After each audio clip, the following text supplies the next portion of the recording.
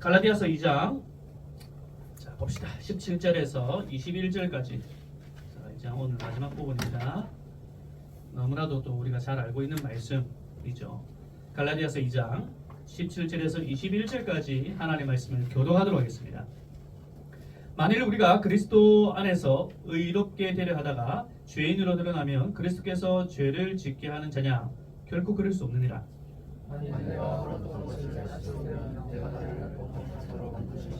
내가 율법으로 말미암아 율법에 대하여 죽었나니 이는 하나님에 대하여 살려 함이라.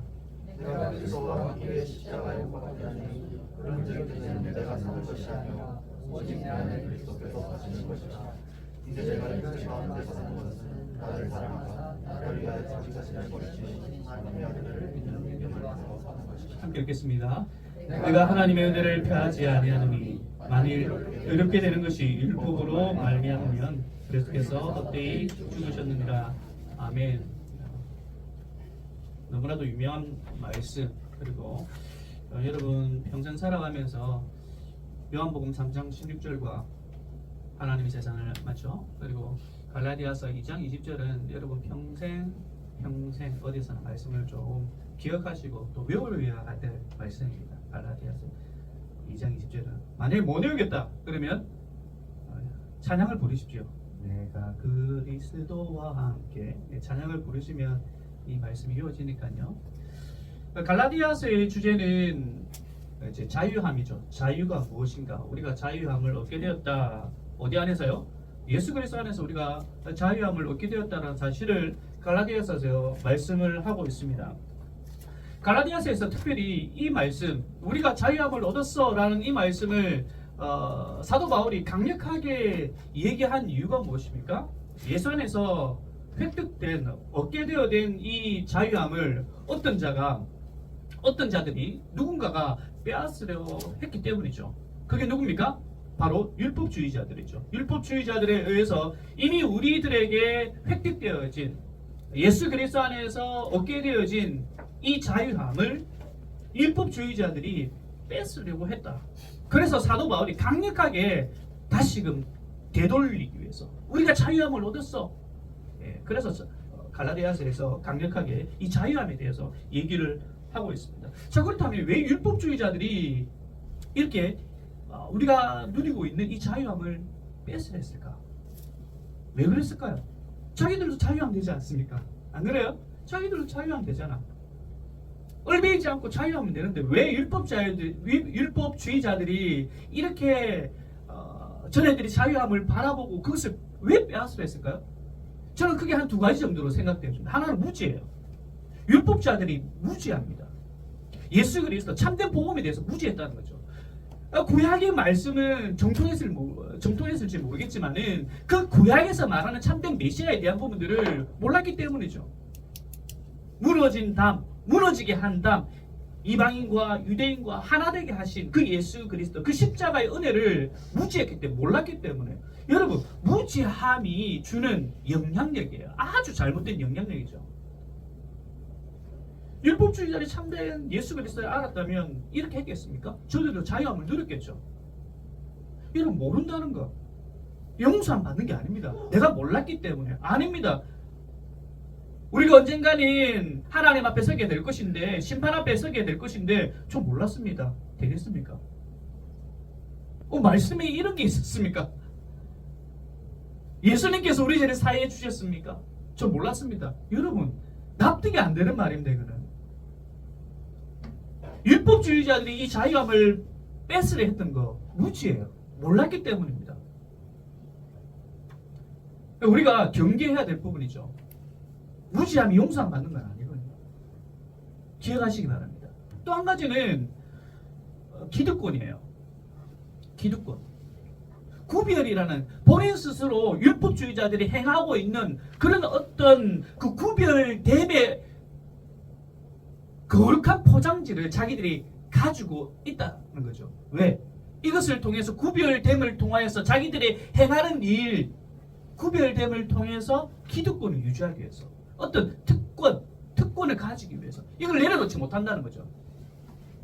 우리도 저 안에 들어가면 우리가 지금까지 누려왔던 다른 사람들과 어떤 좋은 말로 얘기하면 구별됨을 통해서 우리가 가지는 기득권이 있었다는 거죠. 율법주의자들이 가지고 있는. 아, 저 사람들은 시장에서 기도하고, 아, 저 사람들은 어디 가서 뭘 하고, 다 우리와 다르다라는 것을 본인 스스로 다른 사람들로부터 얘기를 들었거든요. 그에 대한 기득권을 놓치고 싶지 않다는 겁니다. 그래서 전애들 우리와 같이 해야 된다고 계속적으로 강조하는 거죠. 왜냐하면 전애들은 어차피 하지 못하니까. 기득권. 오래되면 될수록 이 기득권은 계속적으로 살아 움직입니다. 생물처럼. 교회 안에도 마찬가지예요.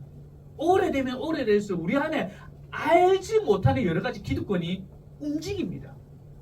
그로 인하여서 상처받게 만들죠. 그래서 이 율법주의자들이 행했던 이방인들이 가지고 있는 예수 그리스도 안에서 누리고 있는 참된 자유함, 이것을 막았다는 거죠.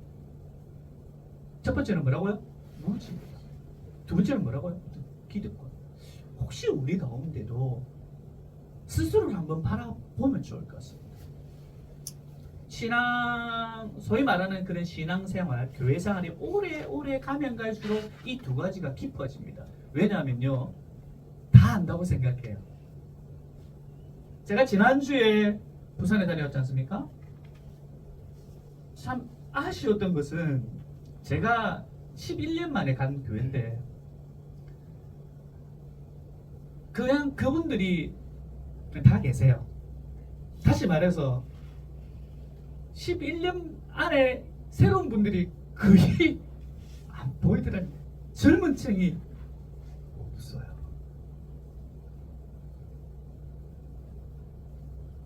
이게 현대 한국교회의 어떤 모습이지 않나. 이거는 좀 전에 여담이고요.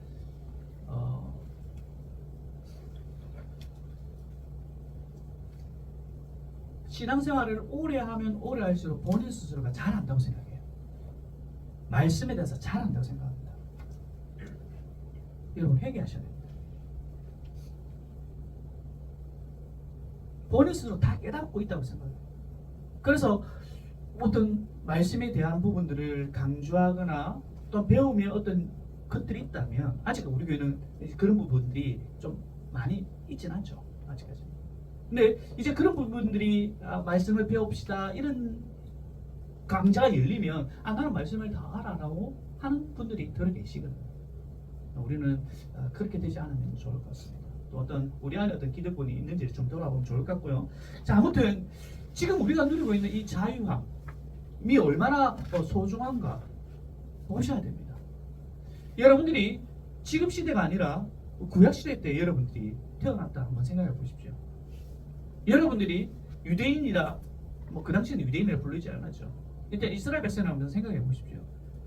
구약 시대 태어났는데 매일매일 여러분 소를 잡아야 됩니다. 양을 잡아야 됩니다. 왜? 죄를 짓지 않습니까? 죄 짓고 살아가잖아요. 그렇다면 그 죄짐을 통해서 우리는 어떻게 행해야 되는가? 하나님 앞에 나올 수 있는 거 없어요. 나올 수 있는 유일한 방법은 제사 지내는 겁니다.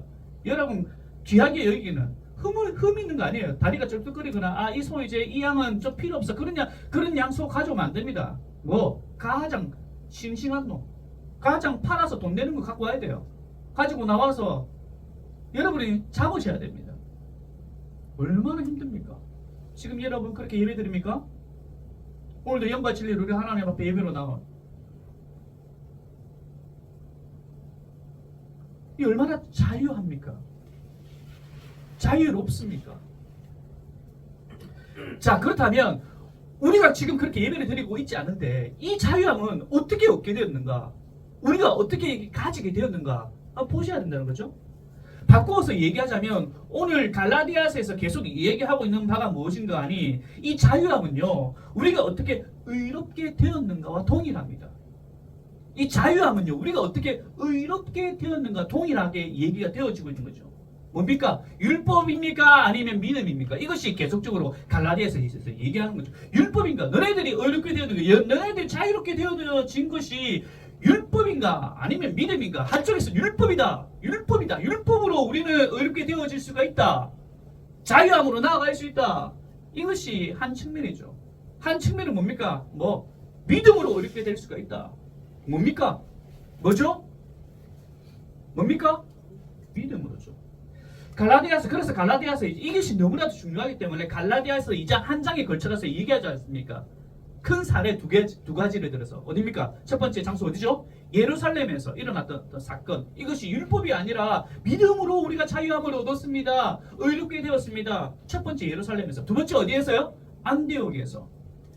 안디옥에서 있었던 그 사건을 통해서 율법이 아니다. 우리의 참된 의로움, 참된 자유함은 뭐? 믿음을 통했습니다.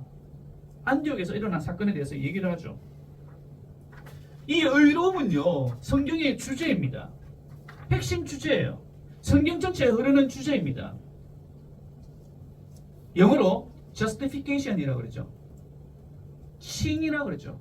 우리가 어떻게 자유함을 얻게 되는가, 우리가 어떻게 의롭게 되었는가.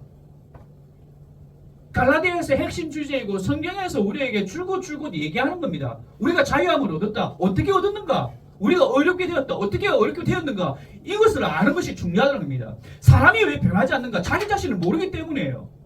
변한다는 건요, 성장한다는 것, 성숙한다는 것은요, 자기 자신을 아는 거예요.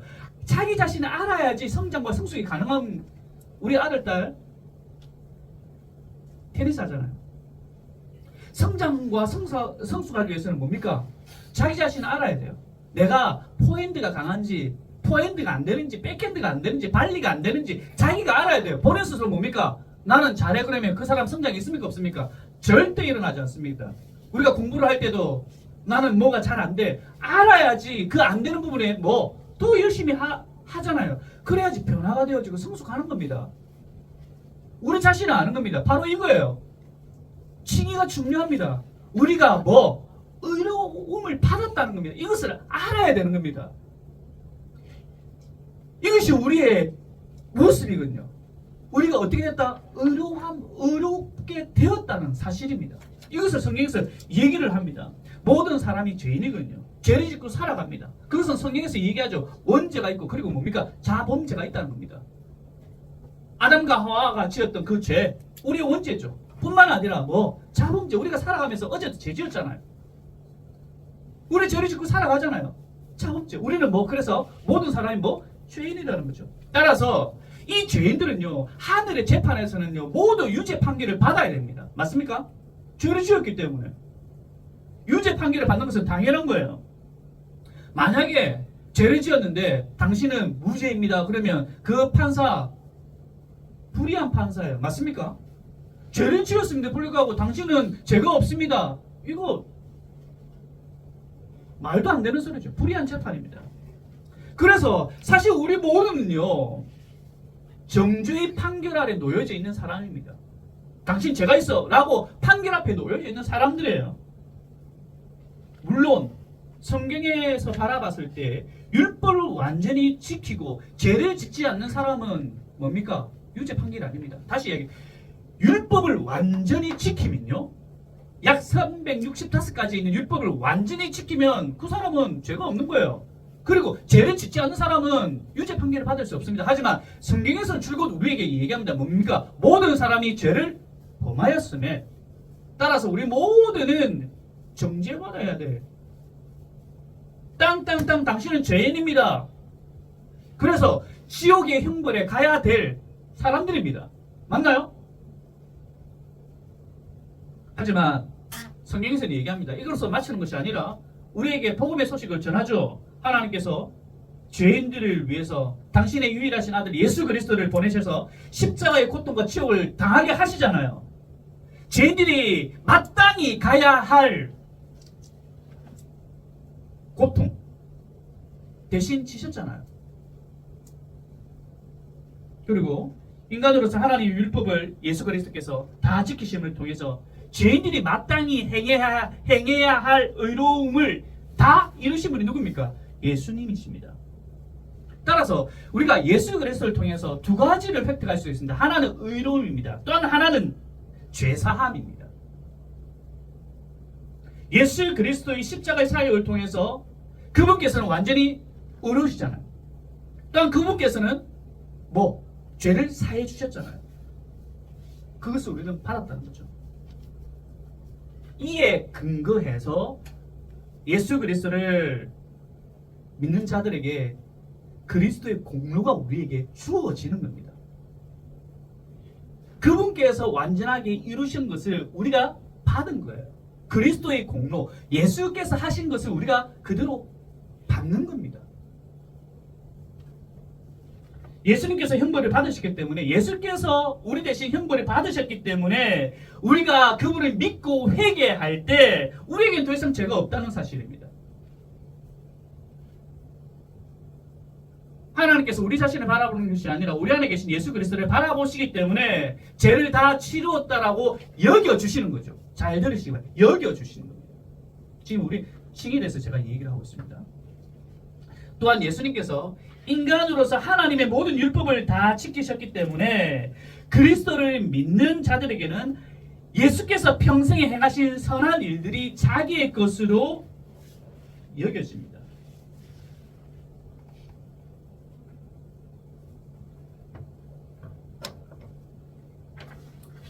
따라서요, 칭의는요 의로워지는 것이 아니라 의롭다고 선언되어지는 것입니다. 그래서 우리는 이것을 법정 용어라고 봅니다.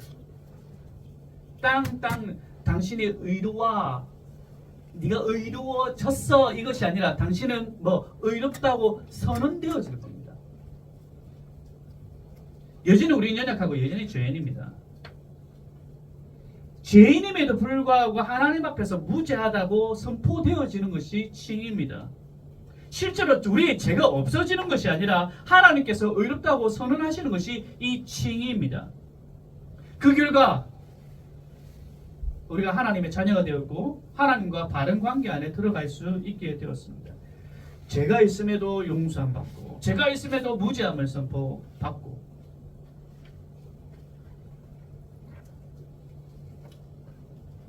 이것이 오늘 갈라디아서에서 얘기하고 있는 놀라운 영광스러운 복이라는 사실. 무엇이 복인가 우리 안에? 오늘 기도하셨지만 참된 예배. 맞아, 참된 예배. 무엇이 참된 예배인가? 내 자신을 모르는데, 내가 어떻게 용서함 받았고 내가 지금 이 자리에 있는 것이 얼마나 큰 은혜인지를 모르기 때문에 내가 하나님 앞에 감사할 것이 없다는 겁니다. 그것을 깨닫지를 못해요.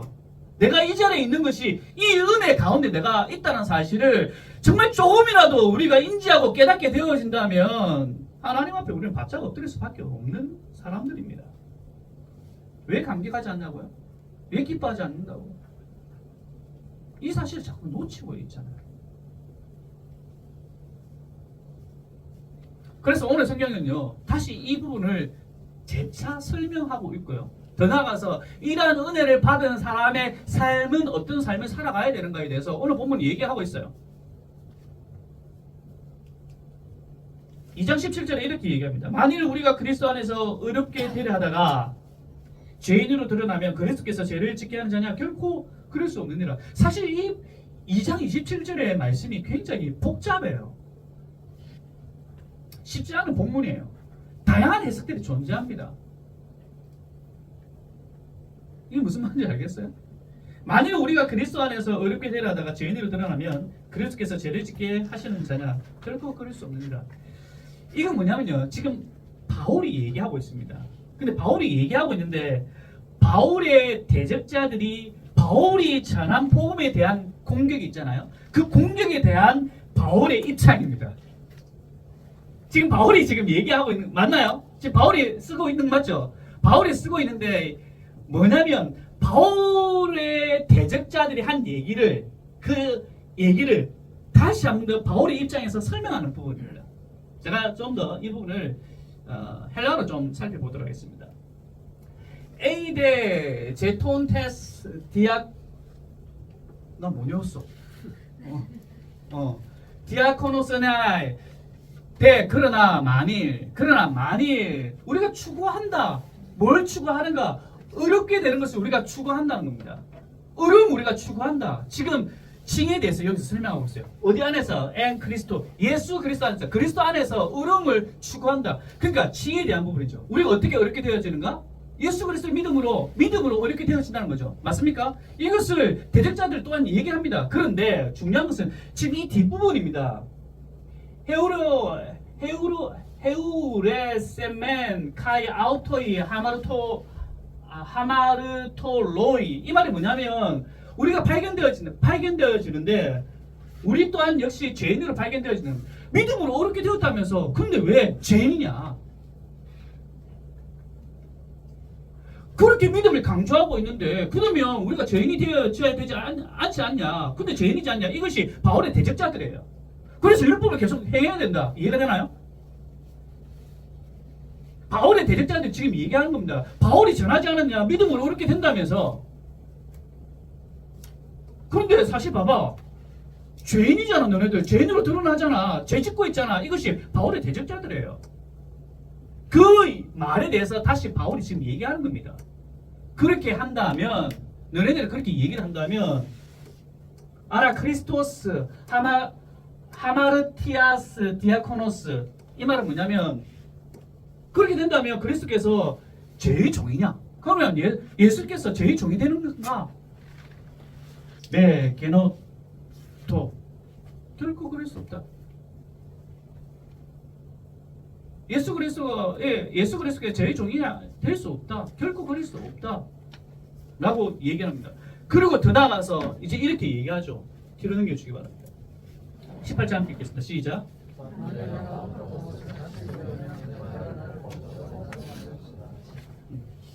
그래서 얘기하죠. 만일 내가 헐던 무엇을 헐다는 겁니까? 율법이죠. 율법. 이들이 주장하는 대로 율법을 행해야지 어렵다 함을 다시금 전한다면 내가 뭐 다른 사람들에게 죄를 범하는 자다. 결코 율법으로 우리는 어려움을 얻을 수 없다는 겁니다. 자유함을 얻을 수 없다는 겁니다.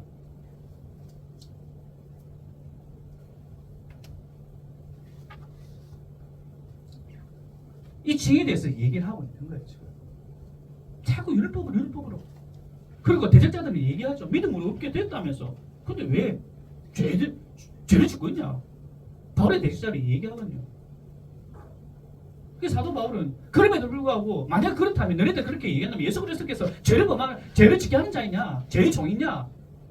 아니란 겁니다. 여기까지 친히 우리가 오직 믿음으로 우리가 어려움을 받았다. 우리의 구원은 오직 믿음이라는 사실을 이제 강조를 하고 있습니다.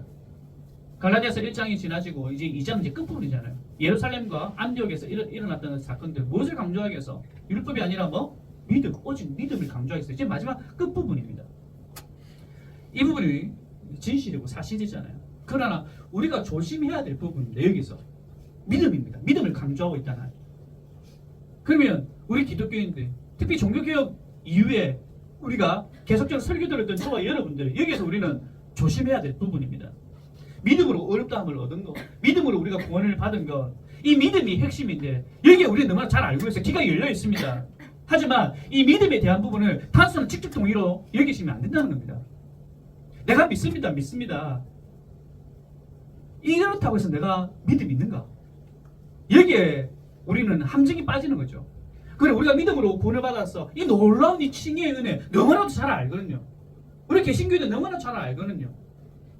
이것이 틀린 말은 아니거든요. 근데 여기에 우리가 함몰되어 가지고 내가 교회 나와서 믿습니다 몇 마디 하면 내가 구원받았다고 생각하는 거예요. 내가 어렵다고 생각하는 겁니다. 여기 우리는 함몰되어 있어요. 내가 교회를 좀 다니고 있기 때문에 내가 11조를 좀 드리고 감사헌금을 좀 드리고 교회에서 여러 가지 일을 좀 하고 내가 어떤 신앙의 어떤 열심, 종교인의 어떤 열심을 가지고 있는 것이 마치 참되게 믿는다라고 스스로 착각하는 경우들이 굉장히 많이 있다는 겁니다. 제가 혼란스러운 건 바로 그거예요. 우리가 교회 안에서 서로가 집사님, 권사님, 형제님, 자매님 이러면서 실질적으로 우리의 삶 가운데 여러분 삶의 현장에 들어가면 집사가 어디 있습니까? 장로가 어디 있습니까? 형제 자매가 어디 있습니까? 목사가 어디 있습니까? 전혀 예수 그리스도의 삶이 없다는 게 문제죠. 그게 믿는 겁니까?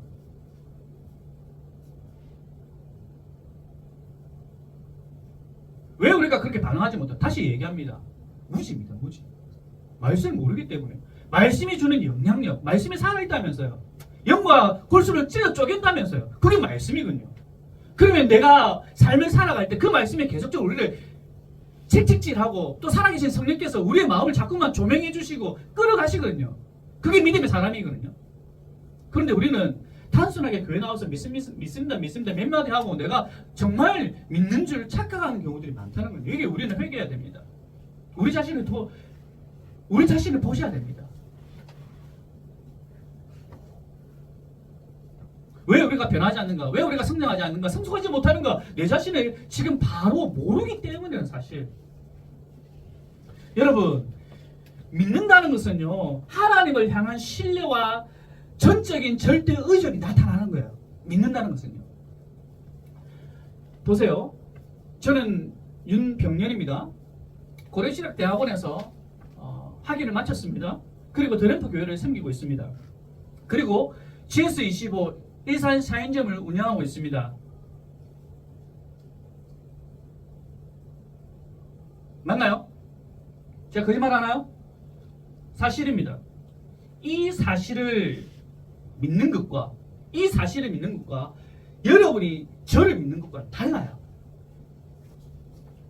예수님에 대한 사실을 믿는 것과 예수님을 믿는 것은 달라요.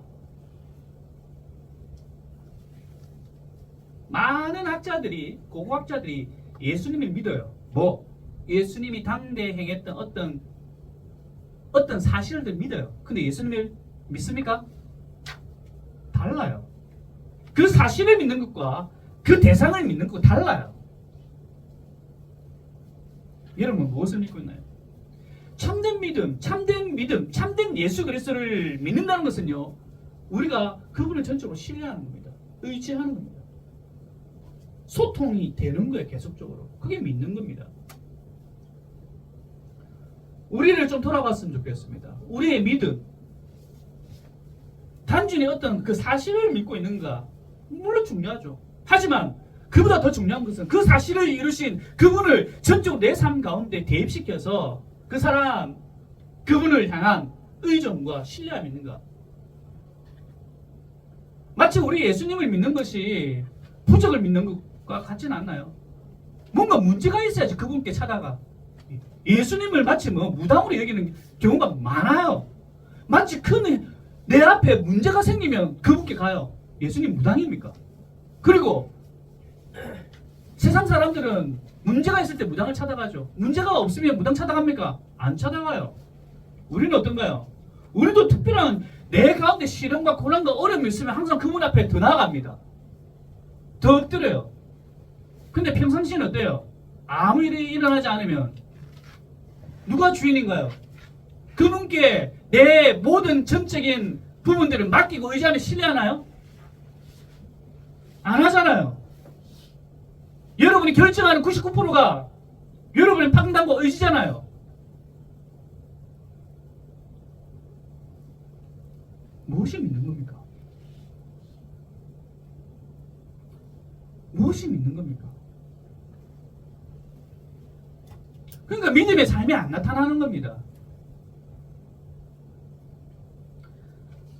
이런 믿음의 사람, 예수 그리스도를 전적으로 신뢰하며 의지하며 바라보는 것, 이런 믿음의 사람은요, 늘 예수 그리스도를 신뢰하며 의지하며 살아가기 때문에 다시 얘기합니다. 우리 죄인입니다.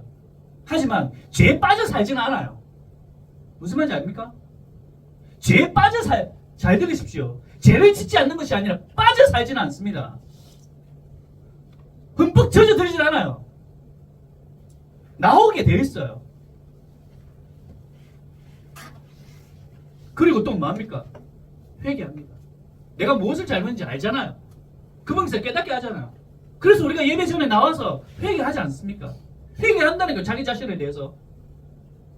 그게 믿는 사람의 모습입니다. 우리가 예배로 나올 때 여러분이 서로 교제하고 친교하고 하는 건 좋습니다. 하지만 우리가 하나님 앞에 나올 때 다시 우리 자신을 돌아보는 모습이 필요하다는 거죠. 그게 율법주의자처럼 보이는 것이 아니라, 내가 이렇게 하면 좀 다른 사람들부터 뭔가 저 사람 좀 신앙이 좋아 보이는 것처럼 그런 생각 가지지 마시고, 우리가 하나님 앞에 나왔을 때, 특별히 우리가 예배 전에 모습을 바라봤을 때 우리 자신을 다시 한번 점검해보는 여러분의 시간들이 필요하다는 거죠. 물론 공적인 예배 가운데 그런 회개의 모습, 회개하는 그런 시간도 있지만요. 이제는 우리 자신을 좀 돌아보자는 겁니다. 그게 성장하는 것과 그게 성숙이지 않습니까?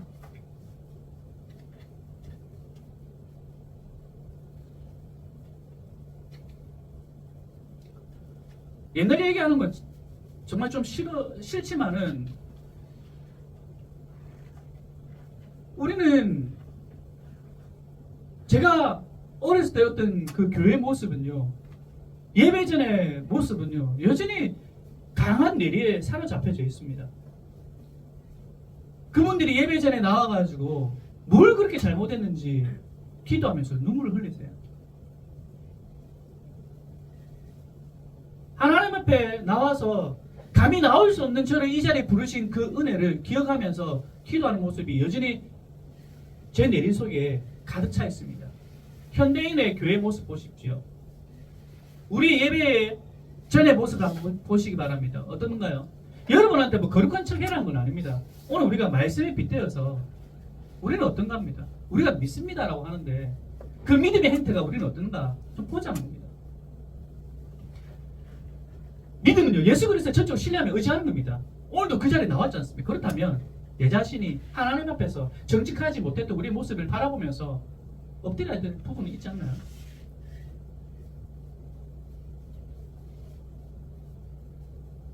시간 딱 맞춰서 아니라 좀 여유를 가지고 오셔가지고 먼저 서로 인사도 하죠. 보이는 데 인사하고 또 각자 좀 자리에 앉아서 기도하시고 또 다른 교제 나누시고 좀 이런 모습이 좀 되었으면 좋겠습니다. 그게 율법주의로 빠지자는 건 아닙니다. 다시 우리가 우리 자신을 바르게 보게 되어지지 않습니까? 그렇다면 우리는 그 자리에 갈 수밖에 없다는 거죠. 루터는 이 믿음에 대해서 이렇게 얘기합니다.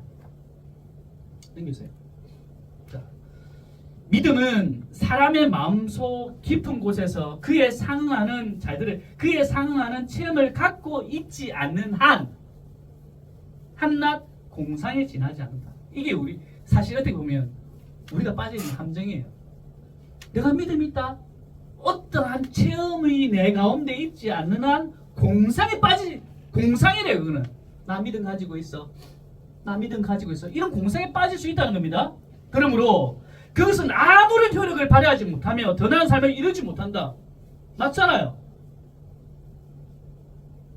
내가 믿음이 있는 척 그런 함정에 빠져버리면 예배 시간에 감흥이 없어요. 감동이 없습니다.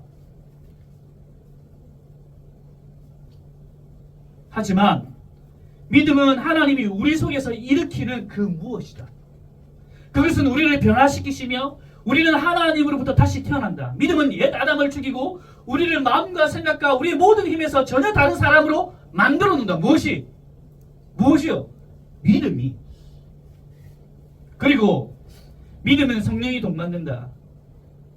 믿음이 이르게 되면 그것은 얼마나 생생하고 창조적이고 적극적이고 강력한 것인지 믿음은 내내 좋은 것 외에 다른 것을 행할 수가 없다. 무엇이? 믿음이. 할렐루야. 믿음이. 여러분 자신이 아니라 여러분 가운데 있는 믿음이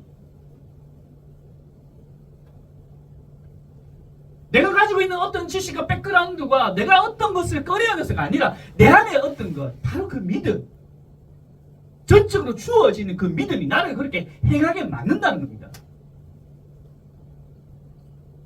믿음은 결코 행해야 할 선행이 어딨냐고 묻지 않고 오히려 그런 질문이 던져지기 전에 선행을 이미 행하고 계속해서 선행을 행하고 있는 것이다. 이런 식으로 활동적이 되지 않는 사람이 믿음이 있는 사람이다. 그러니까 선행을 해. 너 착한 일 해. 이것이 아니라 믿음 있는 사람은 행해친다는 거예요. 말하기 전에 행해친다는 겁니다. 교회 안에서 우리가 많은 것들을 우리가 행해야 되겠죠. 뭐 일들이 많죠. 그것을 누가 오다가 떨어져서 행하는 것이 아니라 우리의 믿음의 사람들은요 서로 보는 겁니다. 서로 하는 겁니다. 누가 시켜서 이게 아니라 우리의 믿음 가운데서는요 그 믿음이 우리를 발동시킨다는 거예요. 우리 교회에 우리 자원교회도 얼마나 할 게 많습니까? 그래서 어떤 한 사람 어떤 한 주체가 아니라 우리 모두가 살피는 겁니다. 그게 믿음의 사람입니다. 그 물을 살필 뿐만 아니라 서로를 살피는 겁니다. 왜? 교회는요 함께 지어져 가는 거죠. 함께 지어져 가는 거예요. 그래서 우리가 서로를 놓고 기도하잖아요. 중보하잖아요. 그게 믿음의 사랑입니다. 사랑이라는 것이 단순하게 착한 일 뿐만 아니라 그것도 있고 또 서로를 바라보면서 함께 기도하고 동력하는 겁니다. 연약한 부분을 놓고 기도하는 겁니다. 그것이 우리 가운데 있는 겁니다. 여러분 가운데 있습니까? 단순하게 윤목사를 위해서 기도하는 것이 아니라 서로의 지체를 바라보면서 지금 우리가 나오지 않는 지체들도 있잖아요.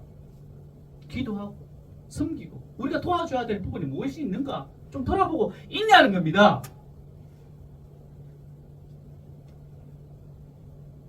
그러니까 믿음은 그렇게 발동한다고 하잖아요.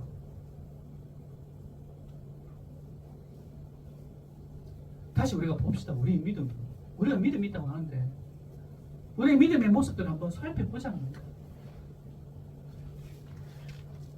반면에 이 어렵게 됨에 대한 부분은 이 칭의에 대한 부분들을 부정하는 사람은요 늘 하나님 앞에 자기의 행위로 뭔가 보상받으려고 해요.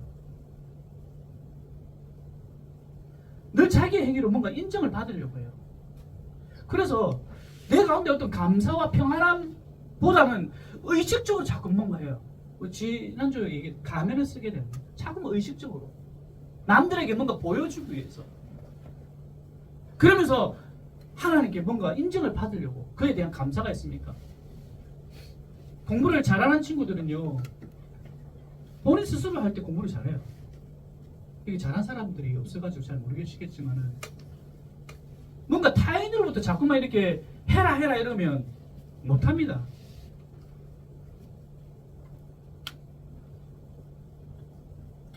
그럼 감사가 없고 평안함이 없습니다. 신앙생활 하면서 우리가 늘 감사합시다, 평안합시다, 기뻐합시다. 이것이 너무나도 우리에게 얘기되어지고 있는데 반대로 뭡니까? 신앙생활 할 때 감사가 없고요, 평안함이 없고 기쁨이 없기 때문에 자꾸만 그렇게 얘기하지 않습니다.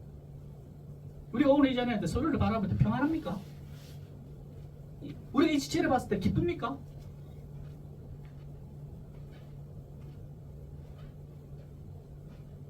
제가 여러분들에게 뭐 질책하는 것이 아니라 돌아보자는 겁니다. 말씀을 통해서 좀 돌아보자는 겁니다.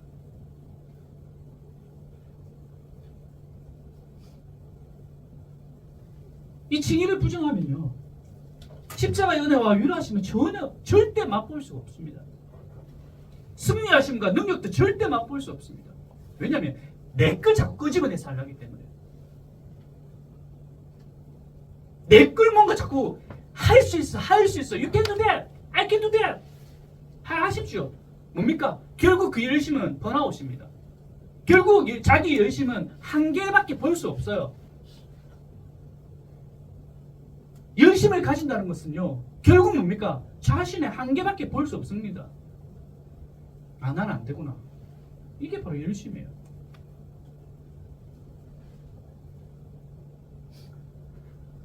붙어 있는 겁니다. 예수 그리스도.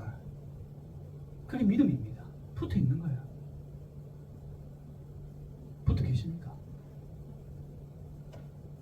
붙어 있으면 요한복음에도 붙어 있으면 열매를 맺는다고 하잖아요. 너희는 뭐 가지라고 하잖아요. 붙어 있으면 열매를 맺는다고 하잖아요. 절대 우리는 안 붙어 있으려고 그래요. 문제가 있으면 붙으려고 그래요. 이제 삶입니다. 앞에서는 이 칭의에 대한 놀라운 부분들을 얘기하면서 자 그렇다면 이 칭의의 은혜를 받은 우리의 삶 바로 영광스러운 삶을 얘기한 겁니다. 그것이 갈라디아서 2장 19절에서 20절입니다. 자 읽겠습니다. 시작. 율법에 대하여 죽었나니 이는 하나님에 대하여 살려 함이라. 내가 그리스도와 함께 십자가에 못 박혔나니 그런즉 이제는 내가 사는 것이 아니요 오직 내 안에 그리스도께서 사시는 것이라. 이제 내가 육체 가운데 사는 것은 나를 사랑하사 나를 위하여 자기 자신을 버리신 하나님의 아들을 믿는 믿음 안에서 이게 이제 영광스러운 삶의 모습입니다. 우리가 영광스러운 이 칭의의 은혜를 받은 영광스러운 삶의 모습 첫 번째로 어떤 삶인가? 율법에 얽매이지 않는 삶이에요. 뭔가 얽매이지 않는 삶입니다. 이게 바로 자유함이죠. 이 영광스러운 삶, 율법에 얽매이지 않는 삶. 율법에 오늘 얘기하죠. 율법에 내가 죽었다. 죽은 거예요. 그 율법에. 행위에 대해서 우리는 죽었다는 겁니다. 무슨 말이냐면 율법을 내가 안 지켜도 되는 삶이 아니라, 다시 말해서 구원을 얻었으니 내 마음대로 살아가는 그런 삶이 아니라 율법에 대해서 죽었다는 것은요, 율법을 지킴으로써 어렵게 되는 일을 포기했다는 겁니다. 뭔가 행위를 통해서 내가 구원을 얻게 되어지고 행위를 통해서 뭔가 더 얻게 되어지는 이 일을 포기했다는 것이 율법에 대해서 죽었다는 겁니다. 마음대로 살아가는 모습이 아니라는 겁니다. 이것이 현대 한국교회 잘못된 생각이, 율법에 대해서 죽었다. 그 믿음으로 우리가 구원을 얻었다. 그러니까 우리가 마음대로 살아가야 된다고 하는 어떤 저변에 깔려져 있는 우리의 사상이라는 거죠. 이것이 잘못됐다는 겁니다. 율법을 지킴으로 어렵게 되는 일을 내가 포기했다는 겁니다. 왜냐하면 예수 그리스도께서 완전히 지키셨기 때문에.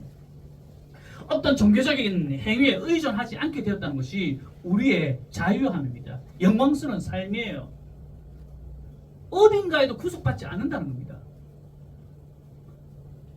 봉사를 해야지, 헌금을 더 해야지, 금식을 해야지, 착한 일을 뭐 하루에 몇 개 해야지, 남을 돕고 법을 잘 지키고, 어떤 자기만의 어떤 그런 의를 내세우는 이런 데에서 우리는 벗어났다는 겁니다. 이만큼 했으니 이 정도 해주실 거야 라고 하는 어떤 보상 심리에도 벗어났다는 겁니다. 얼마나 자유롭습니까? 이게 영웅스러운 복입니다. 우리 가운데. 이게 참된 자유죠.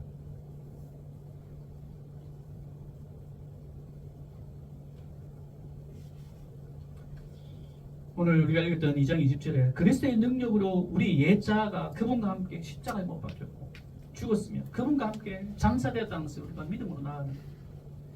우리가 가진 이 믿음은요, 더 이상 육체의 악한 소욕이 우리를 더 이상 지배하지 못하고 오히려 우리가 우리 자신을 감사의 제물로 그분께 드릴 수 있게 된 것, 이것이 영광스러운 복이에요. 내 자신을 하나님께 드릴, 내 삶을 하나님께 드리는 것, 이것이 참된 복이라는 것, 이것이 믿음으로 살아가는 겁니다. 어렵다고 선언된 사람은요, 이의 삶이 어려워질 수밖에 없습니다. 물론 죄를 짓고 부족한 면도 있지만 의로워질 수밖에 없다는 것은요, 뭡니까? 회개의 모습이거든요. 회개한다는 거거든요. 죄의 모습을 자꾸만 버려지려고 하는 성향이 우리 가운데 나타난다는 거거든요. 그것을 우리는 성화라고 하지 않습니까? 이것을 바꿔서 말하면 성숙이지 않습니까? 돌아봅시다. 우리 교회가 개척한 지 이제 2년이 다 되어 가는데 우리는 어느 정도의, 나 자신은 어느 정도의 성화, 성숙을 맛보고 있습니까? 내가 어느 정도 좀 달라지고 있는가? 무엇으로? 믿음을 통해서.